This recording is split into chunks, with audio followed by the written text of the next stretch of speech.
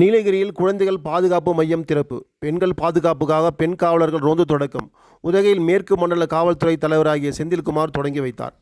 நீலகிரி மாவட்டம் உதகை குழந்தைகள் மற்றும் பெண்களின் பாதுகாப்பை வலுப்படுத்தும் நோக்கில் மேற்கு மண்டல காவல்துறை தலைவர் செந்தில்குமார் சனிக்கிழமை அன்று நீலகிரியில் புதிய குழந்தைகள் பாதுகாப்பு மையத்தையும் பெண் காவலர்களுக்கான இருசக்கர ரோந்து சேவையையும் தொடக்கி வைத்தார்.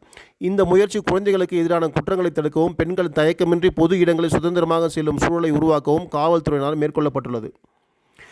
பெண்கள் பாதுகாப்பு நடவடிக்கைகளின் ஒரு பகுதியாக பெண் காவலர்கள் இயக்கும் இருசக்கர ரோந்து வாகனங்கள் இன்று முதல் உதகை நகரம் மற்றும் சுற்றுவட்டார பகுதிகளில் பணிகளை தொடங்கின. இதன் மூலம் பெண்கள் எதிர்கொள்ளும் சிக்கல்களுக்கு உடனடி நடவடிக்கை எடுக்க காவல்துறைக்கு வாய்ப்பு உருவாகும் என தெரிவிக்கப்பட்டுள்ளது.